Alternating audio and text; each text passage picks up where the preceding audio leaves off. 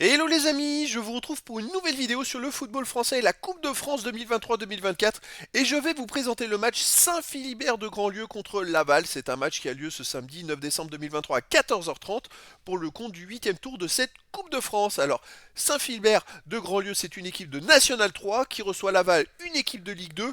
Donc ça fait déjà 3 divisions d'écart. Donc dans cette vidéo, je vais revenir sur le classement de ces deux équipes dans leurs championnats respectifs. On verra ensuite le classement des meilleurs buteurs pour Laval, parce que j'ai pas trouvé de buteur pour Saint-Philbert.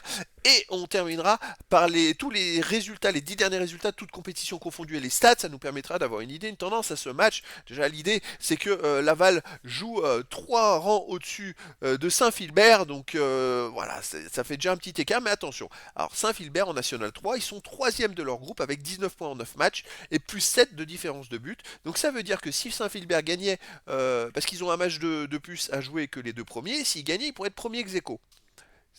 Déjà, ça montre que c'est une équipe qui est compétitive dans sa poule. De son côté, Laval est deuxième de Ligue 2 et viennent de perdre la première place. Ils ont été premiers longtemps. Ils ont 33 points, 17 matchs, 10 victoires, 3 nuls, 4 défaites, 19 buts marqués, 13 encaissés, plus 6 de différence de but.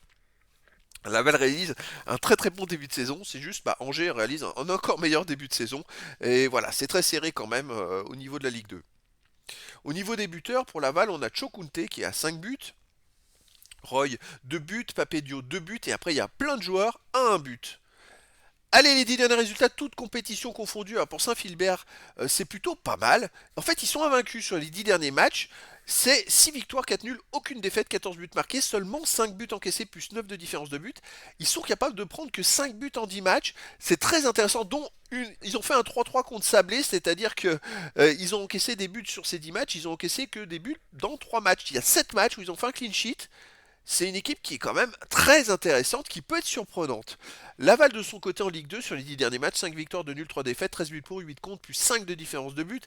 Alors c'est un peu moins bien, c'est pour ça d'ailleurs qu'ils ont perdu leur première place. Ils ont fait un nul et une défaite sur les 2 derniers matchs de Ligue 2. Et ils avaient fait aussi une grosse défaite chez eux contre Concarneau 3-0. Ça les avait un peu pénalisé ça. Mais c'est vrai que bon, après, au tour précédent, Laval à Provins a gagné 5-0. Hein. Mais on a tous envie d'un exploit et de rêver quand on est amateur. Donc je pense que l'équipe de National 3, ils vont pas arriver, ils vont pas se laisser faire. Ils sont capables de faire beaucoup de matchs sans prendre de but.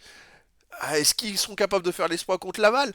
Bon, bah écoutez, tout est possible. À Laval, ils sont prenables maintenant, ils restent sur un mauvais résultat. C'est jouable. En tout cas, les amis, écoutez, je vous donne rendez-vous ce samedi 9 décembre 2023 à 14h30 pour le match du 8e tour de la Coupe de France 2023-2024. Saint-Philbert de Grandlieu, une équipe de National 3, reçoit Laval, une Ligue 2. Voilà les amis, je vous dis à très bientôt pour une nouvelle vidéo.